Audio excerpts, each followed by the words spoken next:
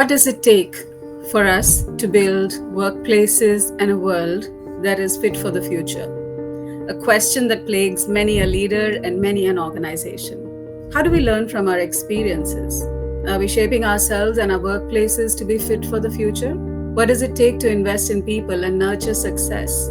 How do we ensure that our investments in diversity, equity, and inclusion are delivering to the intended goals? Are we seeing the very invisible responsibility that most employees carry, that of being caregivers? What does it take to build a caregiver-friendly workplace? Are leaders caregivers? What can leaders and organizations learn from caregivers and their experiences? How do we create safe spaces that enable inclusion? Is this something that is holding, especially women, back from the C-suite? We are delighted to bring to you a series of conversations around the idea of building future-fit corporates.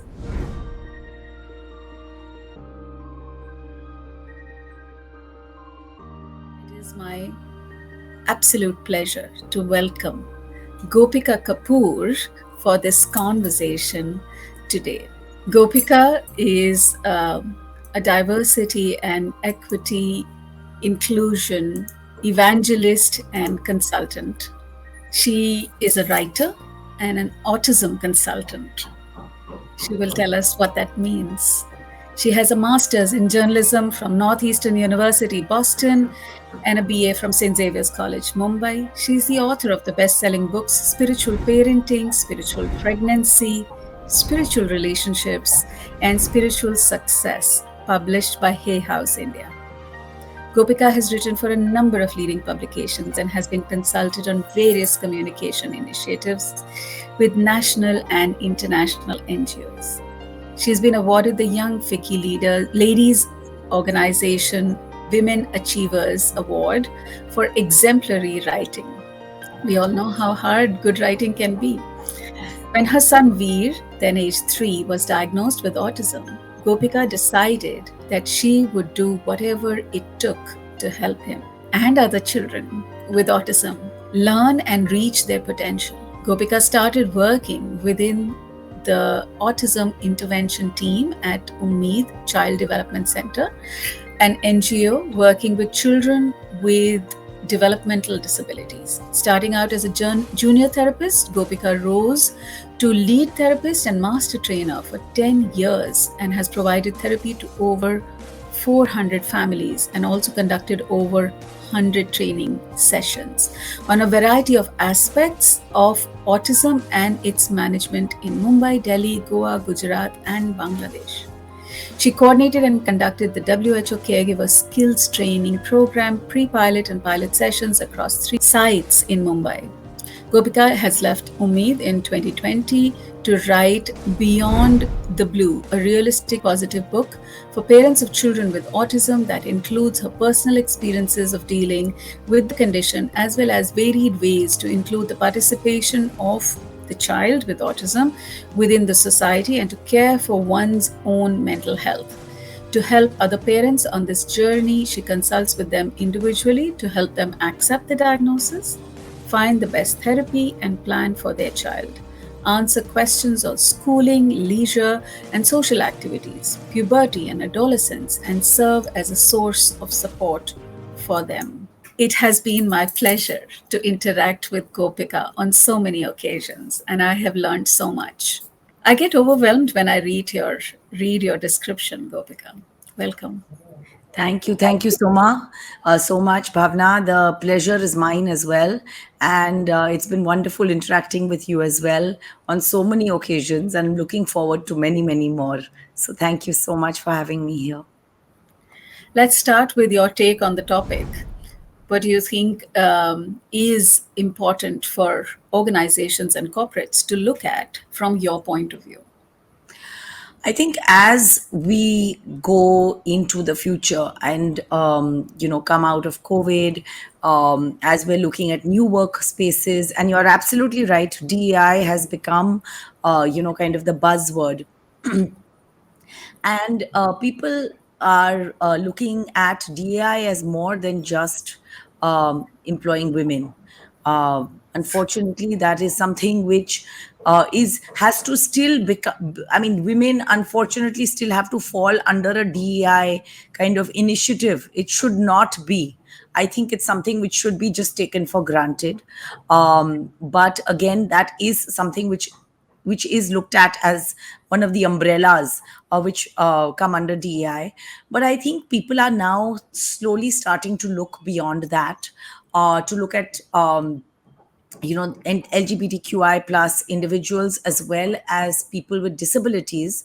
And when it comes to people with disabilities, in the past it was thought that it would only include people with physical disabilities. So a lot of companies said, okay, you know what, we'll build a ramp, we'll build a toilet which has a larger space and a larger door, and that's it, we've ticked the boxes and it's going to be okay. Now they're realizing that it's not going to be okay. We need to give a little more thought to this. And also, the other thing is that people are starting to look at people who are neurodivergent, people with autism, people with ADHD, people with different kind of learning difficulties, and saying, let's include these people in our workforce. And why should we include them? Because, like the term neurodiversity means, it means different kinds of brains. And neurodiversity actually is you, me, the next person, everybody, all of us are neurodiverse because we all have brains which are different, we all think differently, we all look at things differently, and so we are all neurodiverse. Yes, 80% of us are neurotypical in that we have the same kind of brain structures and we think in a similar manner, and 20% of us, 15 to 20% of us, are neurodivergent in the sense we have those conditions which make our brains think differently. I'm putting it very simplistically. People with autism, people with ADHD, people are autistic. And so it is this power or this ability that people who are neurodivergent have to be able to think differently that corporate organizations are now waking up to across the world and also in India, which I'm very happy to note. And it is this ability of people to be able to think outside the box, to be able to find solutions for things which are very, very different from the way neurotypical brains perceive them and neurotypical brains think, that make them so important in the workspace. And that is why they really need to be a part of the workspace in whatever way possible. So, Gopika, I'm glad you addressed the question around what is neurodivergence. It is so important for us to understand that this is not just a new name for autism. It is Yes. what normalizes all of us, and it includes all of us under the same definition. I'd like for you to dip into your experiences and tell us a couple of stories of individuals who may have had a different way of thinking and how that may have benefited others. So, Bhavna, my journey started almost 16 years ago when my son was diagnosed with autism. And 16 years ago, the scenario was very, very different. We Right. did not have a lot of social media platforms, which has been, I would say, they have been largely responsible for really making neurodiversity, neurodivergence, almost a household name. Right. We did not have LinkedIn. We did not have the concept of DEI. And so, really, there was very little information that was out there. There were people, and there have been from time immemorial, who have thought differently, who have looked at the world differently. In the past, I was reading that these people would be considered shamans in Mm, really ancient times, and mm, they would be thought of as being somebody who had a different, literally marched to the beat of a different drum. Today we know better, we know more, and it has been my absolute privilege to not only parent one such individual but to also work with so many such individuals, and it has been an absolute joy. I remember, if you're asking for examples, I'll give you the example of my son. we talk about the when I talk to companies and tell them about the benefits of hiring somebody who's neurodivergent, one of the benefits is absolute focus. So my son, who is now 19, has always has been fascinated by puzzles, starting with you know 2, 3, 5 pieces when he was younger. He now does 1,500 piece puzzles. This is something which I can assure you the neurotypical brain finds very difficult to do, especially when that 1,500 piece puzzle is of, say, a landscape where you will have, say, a castle or a farm or something, which Right. takes up about 30% of the space, and 70% of that space is just pure blue sky. Now, if you take 70% of 1,500 pieces, I'm bad at math, but I'm guessing that's about 900 to 1,000 pieces. Right. You have 900 to 1,000 pieces of blue, just of different kind of hues, Yeah. which Yeah. this kid has to put together. And he will sit with pure focus, just sitting and working on this puzzle. Wow. Today it's a puzzle, tomorrow it could be a piece of machinery, it could be a computer code, it could be some sort of accounting problem, it could be anything. And he just sits and focuses and focuses and focuses on it with the kind of laser sharp focus that I don't have. I know I don't have it. I Right. know nobody else in my family has it. I know a lot of people who are neurotypical don't have that. And it is I that know. extreme focus, sitting calmly and getting it done. Persistence, just getting it done. I can assure you, I would have abandoned this within half an hour. I would have said, forget it. It's not worth it. I'm not going to put this whole thing together. But he will sit and he will persist till it gets done. The other Right. thing I will tell you about is attention to detail. Okay, we have so many careers which require pure attention to detail. I had a boy I was working with. His some people with autism have what we call special interests. Not everyone does, some of them do. These are called focus interests. Okay, areas of focus.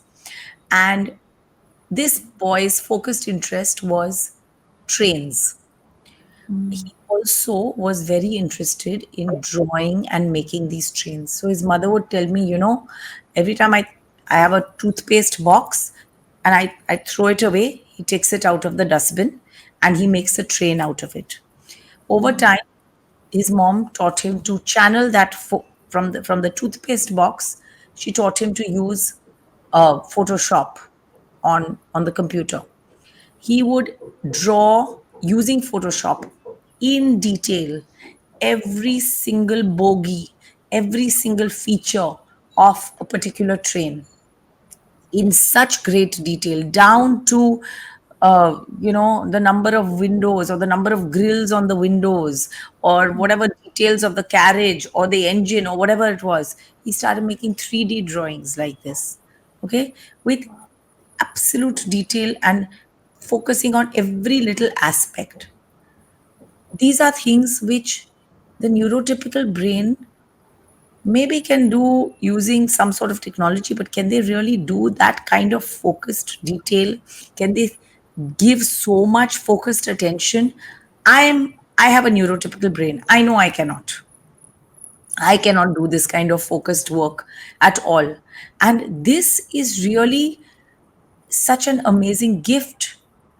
It It is a is. gift which organizations, whether they are big, small, medium sized, can tap into and use for to work on whatever they are working on. And yet it is something, because this is unknown, a lot of people feel almost scared, they feel unsure of really being able to use individuals, employ individuals with these gifts. But think of the fact that if they did, what a huge asset it would be for them. It would be That's such right. an amazing asset.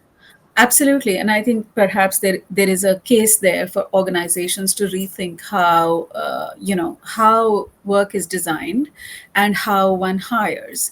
And while that is for another conversation, I was intrigued by both the mother of this child and you yourself, and the implications for you and your careers in bringing up children who might be neurodivergent.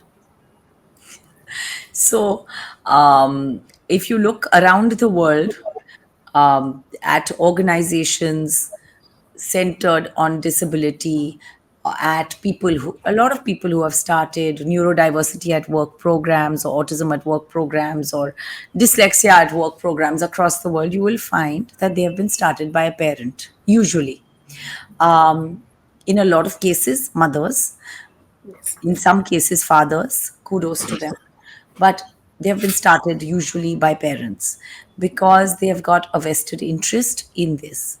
And this is something which I think is really, when you have a vested interest in this, is when you feel that, yes, I want to help my child, and I also want to help others like them.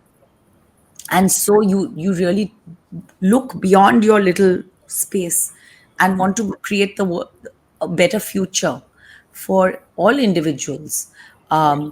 who are not so much disabled by their condition but by the attitudes as well as the systems that exist outside. And so it's really an attempt to be able to educate and slowly whittle away those systems and change them to make room for people with all kinds of brains and ensure that they thrive in those, in all kinds of scenarios, whether it's the workplace, whether it's a societal scenario, whatever it is.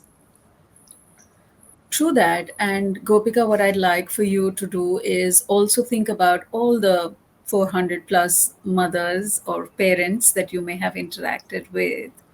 And what was your observations about how did bringing up a child who has different needs impact the parents and their careers or their lives at the workplace? So, it's interesting, Bhavna, because when I started out, I used to really feel that the moms, especially, um, should not give up their jobs. They should be focused with the child. I mean, work on whatever careers they had, and make sure that the child has enough support systems. I've realized that that's an ideal scenario, Right. where the mom is able to focus on her career, have those support systems. And yes, there have been those cases, and I think it's great. However, I do also realize that early intervention is extremely important. Right. And it is those crucial years where it could be either parent, but let's face it, it's usually the mother, has to be there to ensure that child's complete and total development. Okay, whether it is taking the child to therapy, reading the child books, playing with the child, whatever it is. And of course, I'm not talking about nutrition and all that because that is a given. I'm talking about the intellectual stimulation that only a parent can give a child. Yes, of course, like I said, in an ideal scenario, if there is a grandparent or another sort of caregiver who can do that, that's great. But otherwise, it is the mother who needs to be able to do that.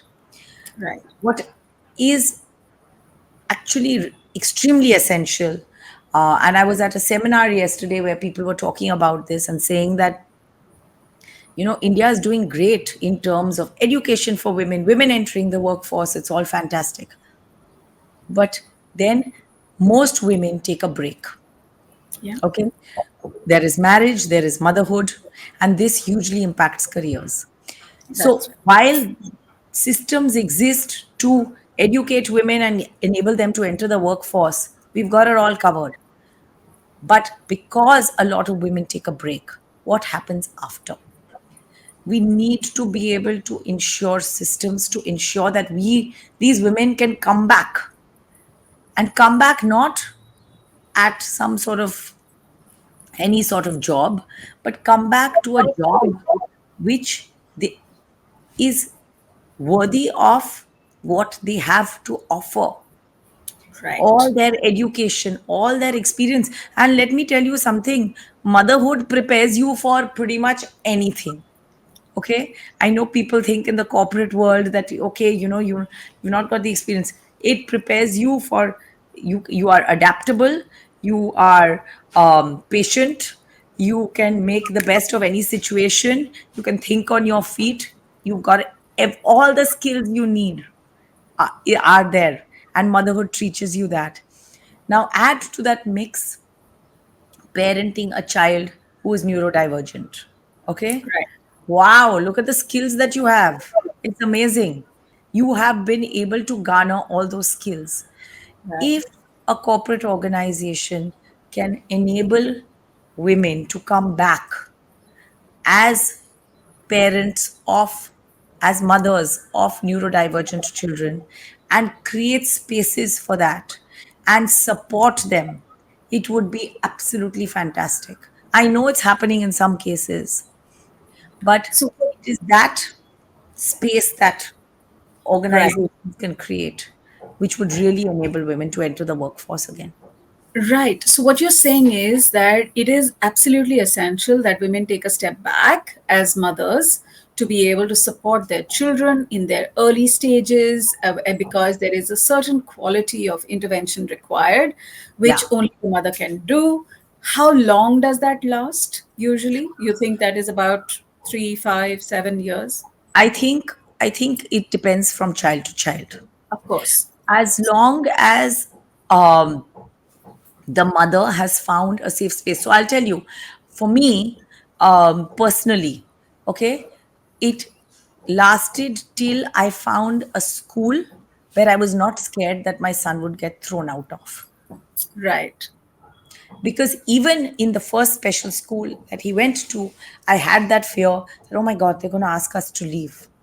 As when your child finds a space, whether it is a school, a learning center, whatever it is, where you Right. can be sure that your child will be there, no matter what that child does, no matter what the behavior is, no matter what the child does, no matter what progress the child is making, as long as the child is valued over there, as long as the child is learning, whatever the child is learning, and as long as the child is safe, Hmm.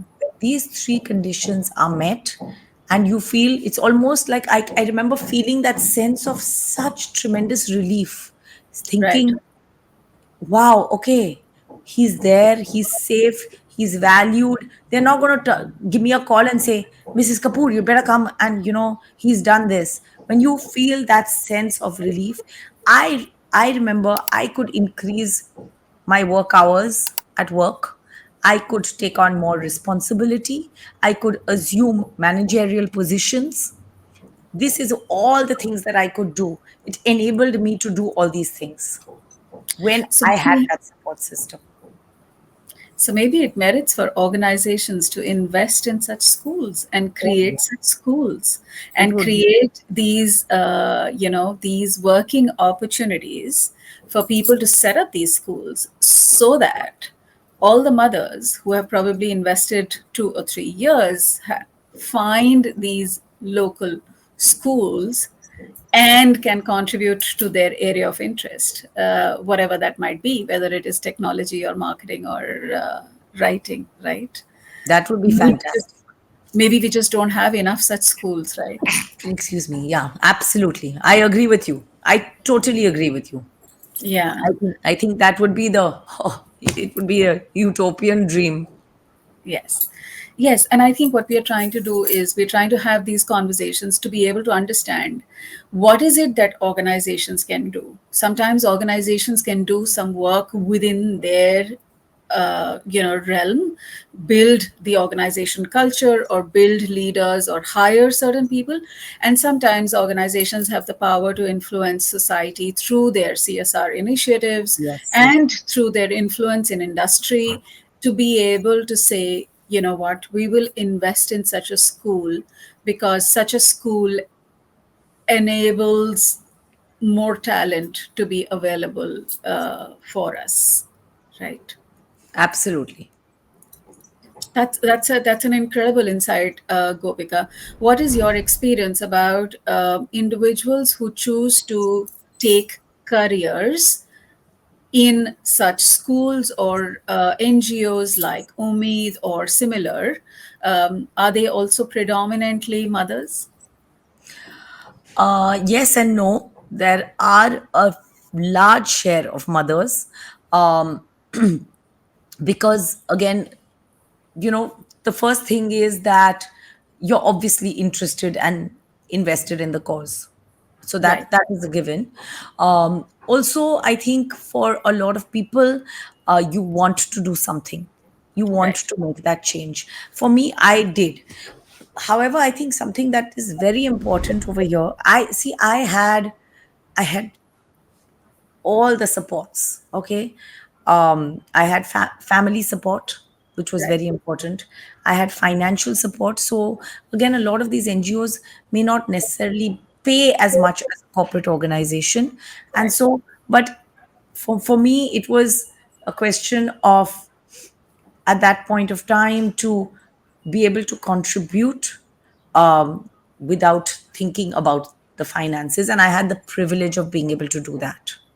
right, I had, so that those factors are very, very important. And I had again the support of being able to make sure that while I was at work, um, my son was at the best, at a place, like I mentioned, where he was safe, taken care of, valued, he was learning. And so I could go in and do that. right, A lot of women do not have options. So they right. don't have the options because therapy costs a lot of money, Yes, so they need to be able to go to work. yes, So it's not even a question of being able to they may want to contribute to the right. cause, but they just can't. So That's finances play a large part. They may not be able to have the skills. They may not be able to have the support systems to be able to do that. And yes, there are a lot of women have, a lot of mothers have set up organizations, which, kudos to them. It's been really amazing. And I think it is because of these mothers that really a lot of, because a lot of mothers have made noise that these issues are even out there. That's right. Um, as the world is evolving, and as you rightly pointed out, that social media has helped. I have seen some rather interesting social media posts that you have posted, sometimes out of joy and sometimes out of frustration, to raise the voice against certain not so enabling systems that we might have, and sometimes incidents that can give a deep insight about what's going on in the world. Come Two particular incidents come to my mind. One is when you were trying to get the disability certificate for your son, and the second when your son had an incident with the taxi driver and you went after it with so much passion. I'd like for you to describe both these and the role that social media played in this. Sure.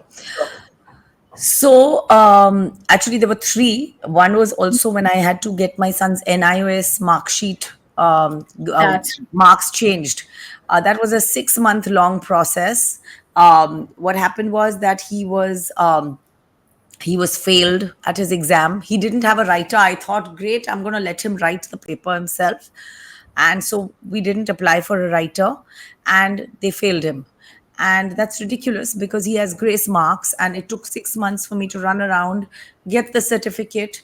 And I kept at that point of time, it was more I've used social media to get contacts, because the whole NIOS system comes under the Ministry of HRD, and it's like this labyrinth in which you have to, you get completely lost inside.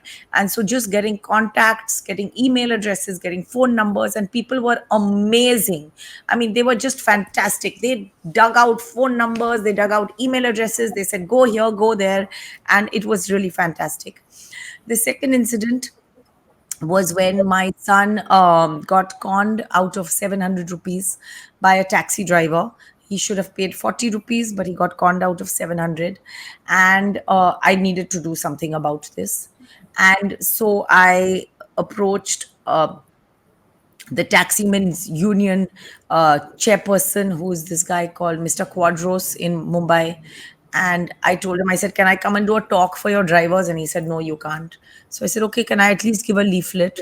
So he's very dismissively said, okay. I went and met him, and I gave him some leaflets. But I realized that those might very well end up in the dustbin.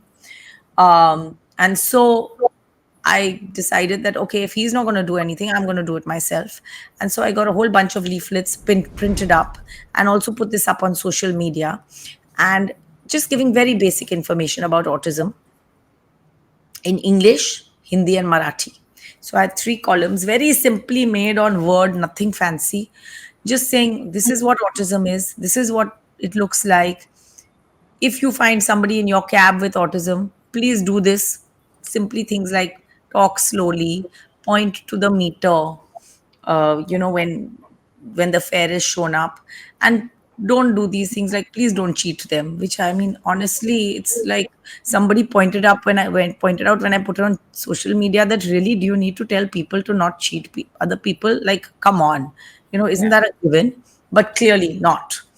Yeah. Uh, and so I had these printed out, and I carry them with me everywhere. In fact, this morning I had the sweetest encounter with a very sweet taxi man who had long chats with me about all sorts of things, and how he's been driving since 1982, and how bad it is that people are cheating other people, and then went on to the state of the world and other things. But so this is what I've been doing. I've been handing out my flyers to taxi drivers all over every time I take a taxi. And the third initiative that you talked about, and oh, sorry, about social media, I should add that when I put it on social media, I got requests from West Bengal, from Tamil Nadu, from Orissa, from all over the place, saying, please send us the flyer. And so I've emailed it to a whole bunch of people, hundreds of people now. And I've sent them the Word document so that they can change the last column, which is in Marathi for Mumbai, into whatever their local language is, translate it and use it. I've encouraged people to use it for any sort of service provider. So you want to give it to your local banya or all the shops in your area, please use it. Use it for whatever you want. The idea is that the information should get out there so that people around can become much more sensitized. And the third initiative was the UDID card, which incidentally just came yesterday. I am so grateful. Thank God it's come finally. The process to get this UDID card was, oh my God, it was quite, again, torturous. Because the place where I applied for the UDID card for my son also had prisoners, trial prisoners coming in, and it's this loud room. It was completely chaotic and crazy, full sensory overload. I'm trying to work with some other people to do sensitization sessions for the doctors. I'm trying to do whatever little we can. But again, the whole process was, I just wanted to document how crazy and difficult it was, just in the hope that somebody would listen. And again, I don't know if anybody listened, but at least people wrote in and just shared their experiences. Sometimes it just helps to vent and to have somebody else hear you. And so I got a lot of stories out of that. But yeah, those were the three things. The UDID process, one, is not well understood by many people. There are so many people who have it, it is the disabilities identification certificate Yeah, which is required. It is helpful for many things. It is helpful for exemptions. It is useful for getting certain facilities, and there was there's a lot of conversation about how hard it is for many people who have different types of disabilities. One is sensory overload, but it could also be places where people who have disabilities cannot actually access.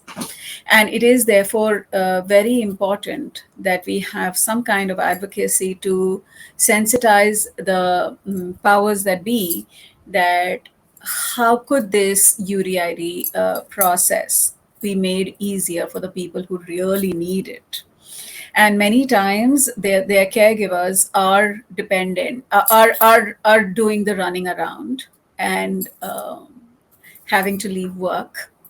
Not everybody has the luxury to be able to leave work to go after some of these things, I and it totally has agree. Yeah. as so. Yeah. So just wanted to add, I used to go there to get the case paper made at 7 in the morning, and there'd be a huge line of people, and they would have come there, I don't know, at like 5, 6 in the morning from God knows where, all over the place, standing in line, getting this made with their children who are crying. I mean, you just look at the systems in our country and you just think that honestly, it's just so unfair. At the same time, you look at the doctors over there, the people over there who are struggling to make things happen, and you also feel that it's so difficult for them because you have crowds and crowds of people. So it's really really very hard. Um, but but somewhere something needs to change. Things are changing. I won't be completely pessimistic. They are, but it's baby steps. No, I'm also thinking that, just like, for example, we can now enable a large number of things, right? We can enable getting visas, we can enable doing exams, we can enable a lot through technology. And I wonder if this is a call out to all the organizations in technology to look at the UDID process and see how can it be a little more accessible, so that Absolutely. many parts of the work can be done without really a physical visit. And if a physical visit is required, how can that be a good user experience, to use the current terminology?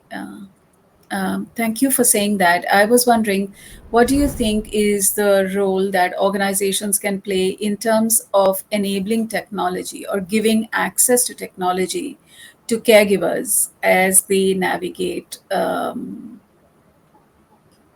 children with special needs? So let's just take this scenario that there is a person who is employed, who has a young child who has been discovered with or diagnosed with autism. What is the role that you think the employer can take to support such a parent? So I'm going to look at this under a couple of buckets. Right.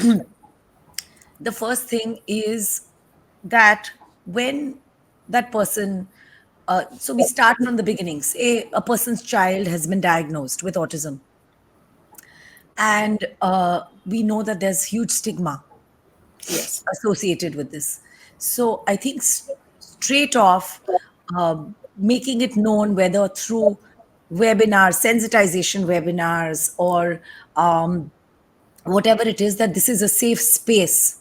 And it's a space where you can go and talk to your manager, you can talk to your mentor about this fact Right. that this has happened. Because initially, I'll tell you, from the perspective of a parent, you don't know what to think.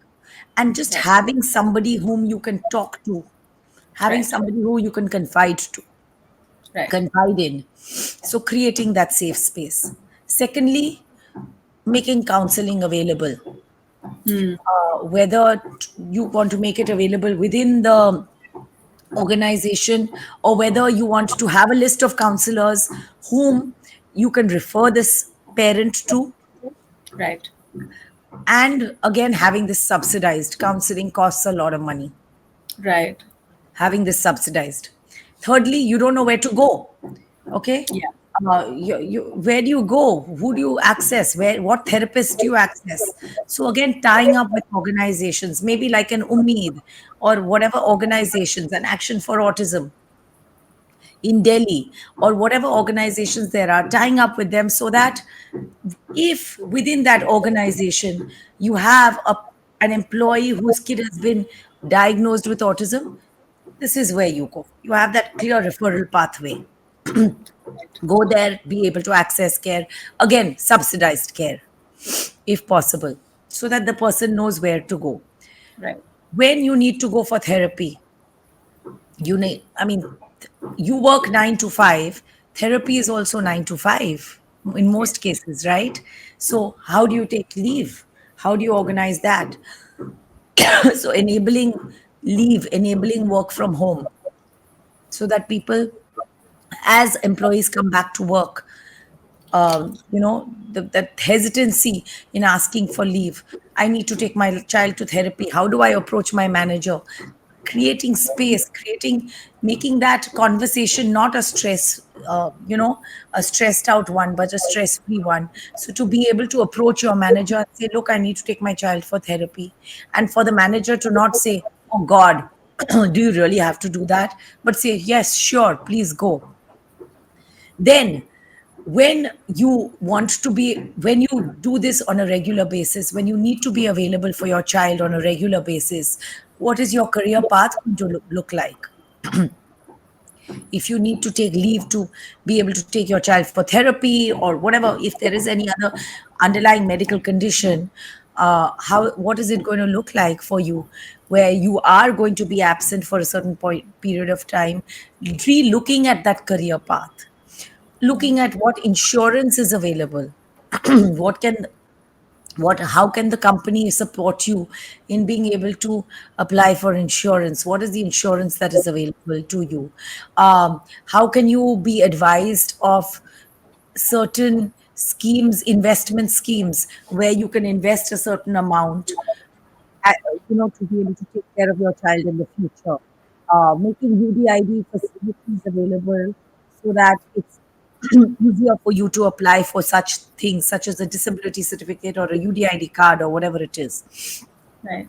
So at each step, and then as the child grows older, like you said, this thing that you talked about of schools, of corporate organizations supporting certain schools, so that it becomes easier for a caregiver to say, okay, my organization supports XYZ school, the child can go straight into that school.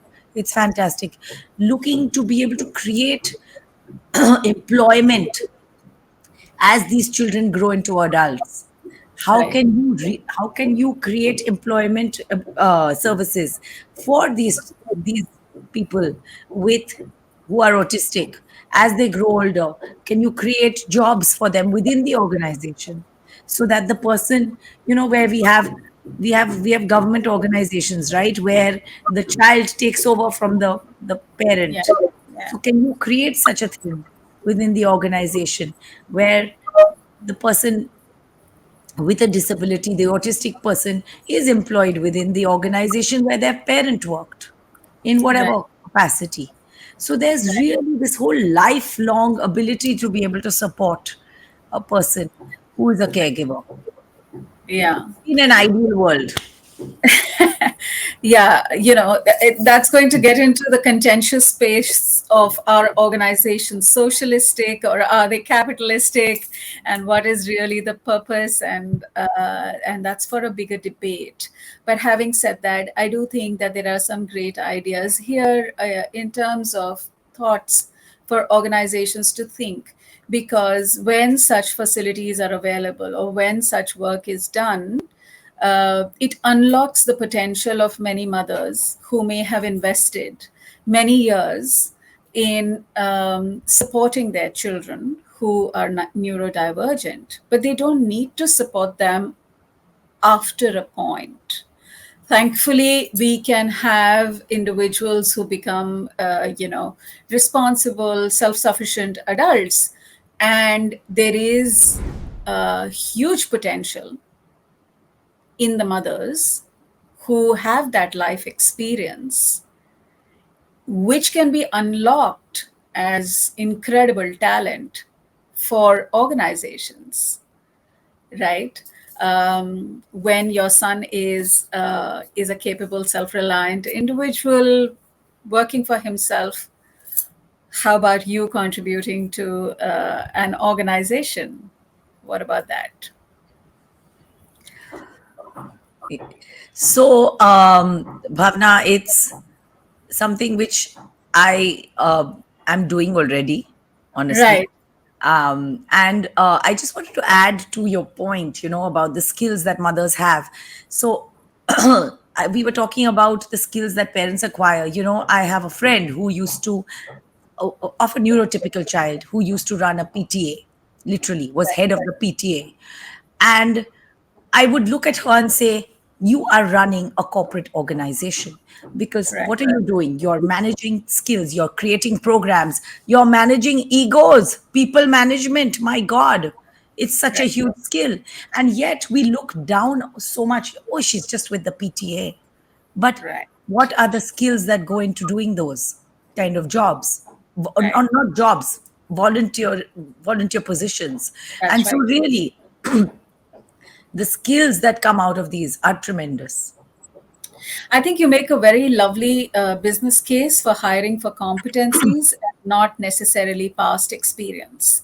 Absolutely. As an HR professional, I think one of the things that we might be missing out on is to hire for past experience and evidence based hiring, which is valuable. But Yes. it may be a case for us to expand the scope of that to say, what are the competencies or skills that are being built? And probably we need to hire for competencies more than past absolutely similar experience, right? Yes. Very And true. maybe some kind of a bridge needs to be made between the competency acquired and its application to the workplace. Yeah. Not everybody is able to apply that same skill in different settings. So maybe if we can have some of those support programs, then those could enable individuals to contribute very differently as well. Gopika, as you work with various organizations, I'd like for you to tell us what have been the challenges in working with the organizations that you have worked with, even after they've had the intention. So, I, as an organization, have the intention to work with somebody like you who's a consultant with the idea of neurodivergent people. What can be some of the challenges that come up despite the intention? So I think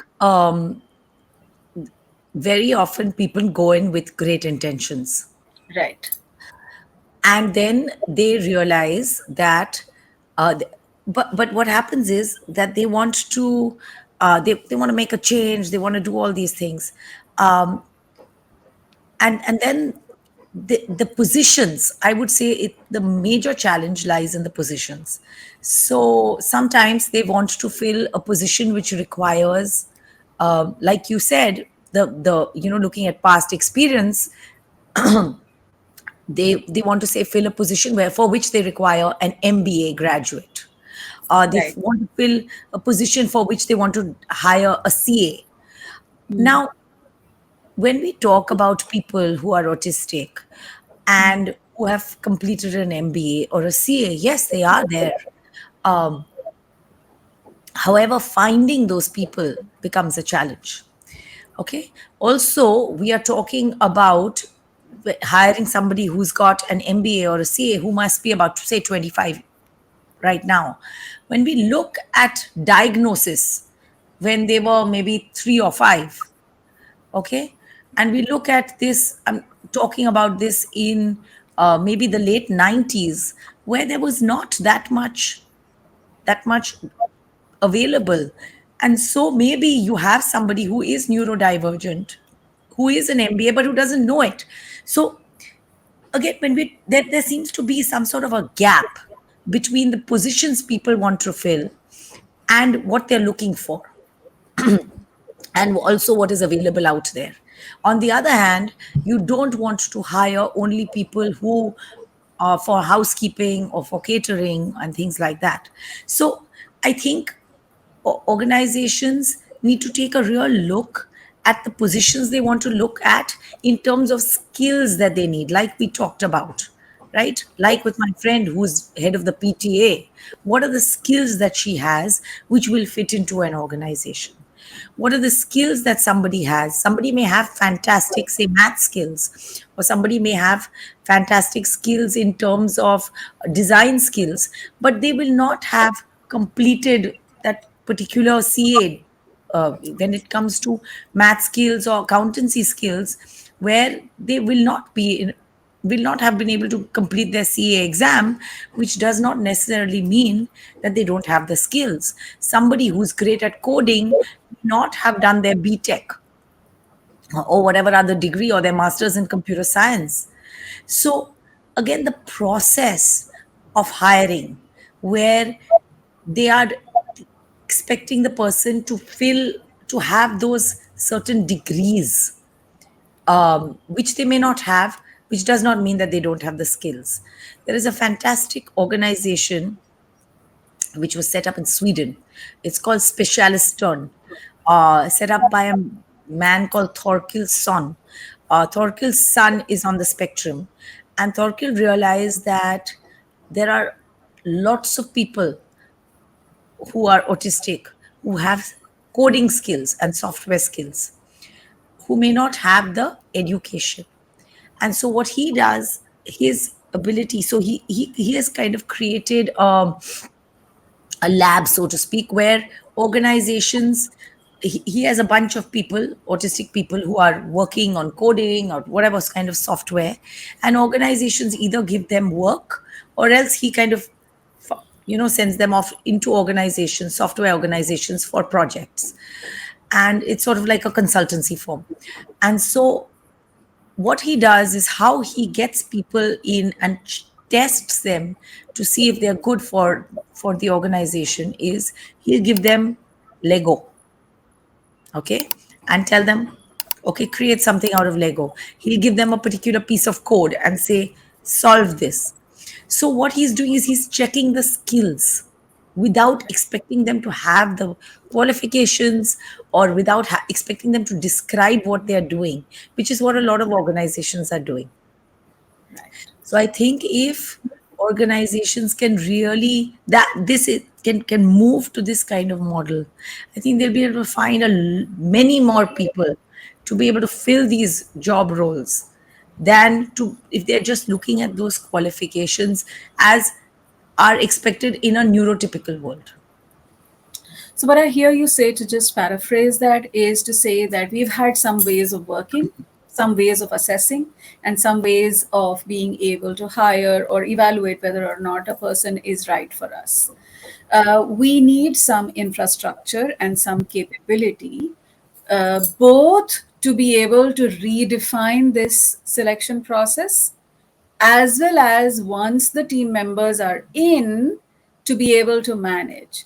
And I would think that mothers of children with special needs might be great managers to start off. And then as others acquire skills, they can become managers of managers, and grow as well, because you do need that representation in the C suite, and that representation can come from women who have this experience. And maybe organizations need to be able to find different pathways for women to participate at different levels, and rethink how organizations are currently going about their business, and who are we looking at talent when. So that's my take from what you have explained to me. That was very well summarized. Thank you. Thank you. Gopika, what I'd like for organizations to also think about is Sometimes you start by saying that we have the intention of bringing diversity in, but there is a huge gap to have practices of inclusion.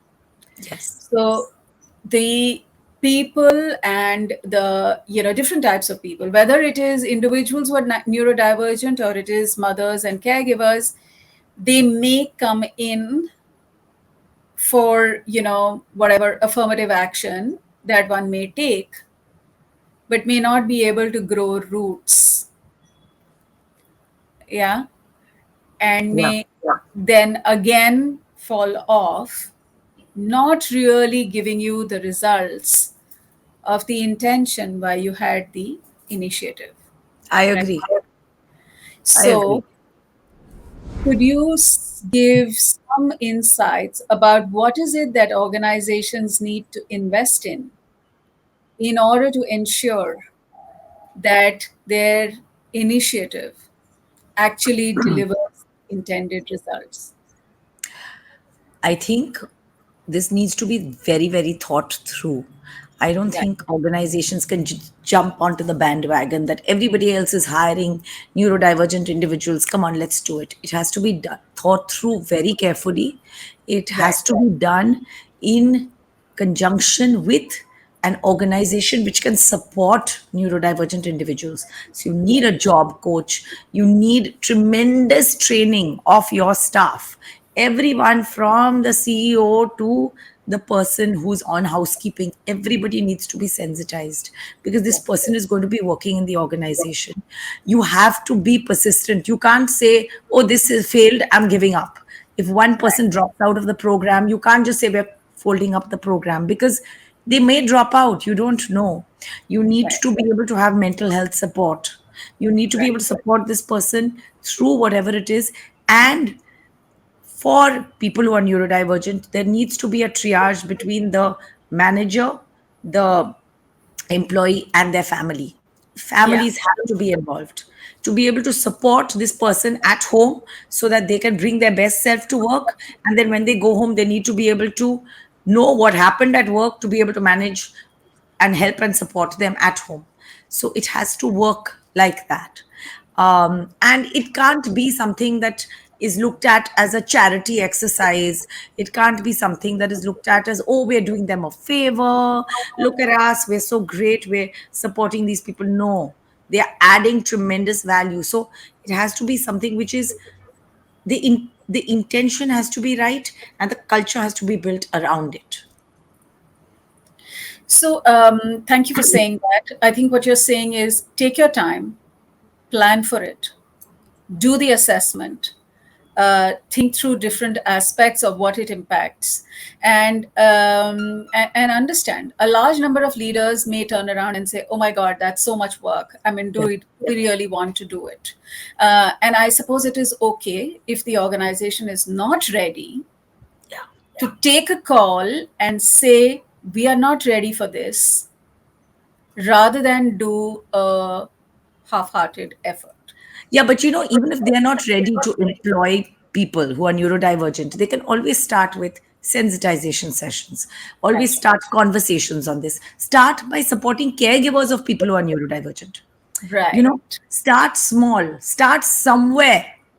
Yes. Even if you create an ERG for caregivers of people who are neurodivergent, start with Right. that. Start Right. somewhere. Just take that step.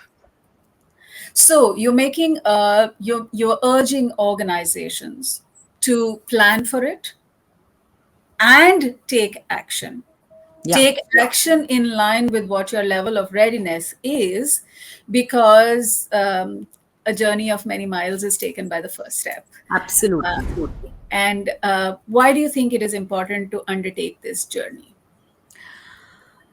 I think it's very important because as we evolve, um, we realize that we are all different, right?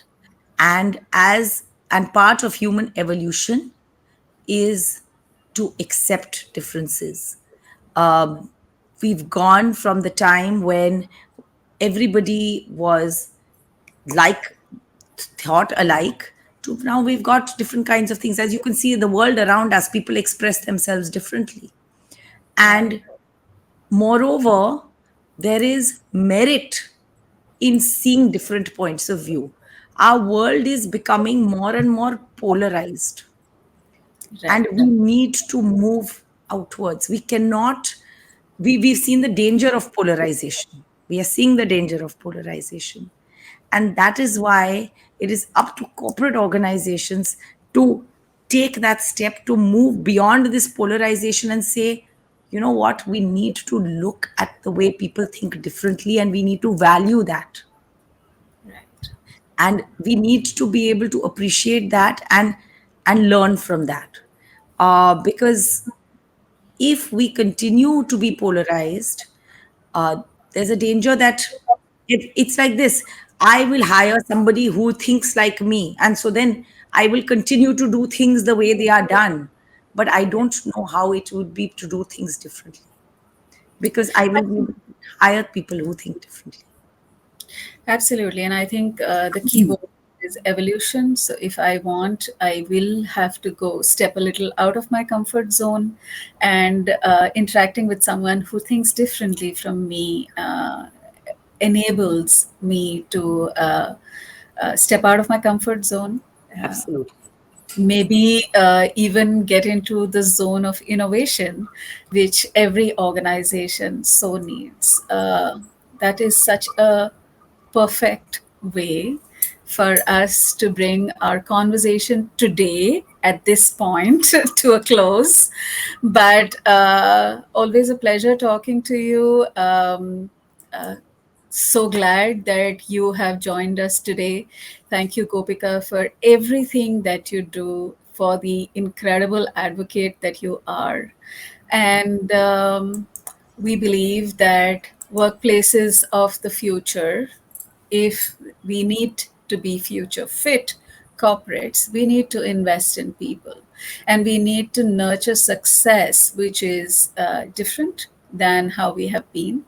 For Good. this, we need to shape caregiver friendly workplaces and envision and cultivate cultures that include and give a sense of belonging to a wide variety of people, because that truly is the seat of innovation. Thank you, Gopika. Thank you Thank so you very much. much. Thank you. It was a Thank pleasure to talk to you.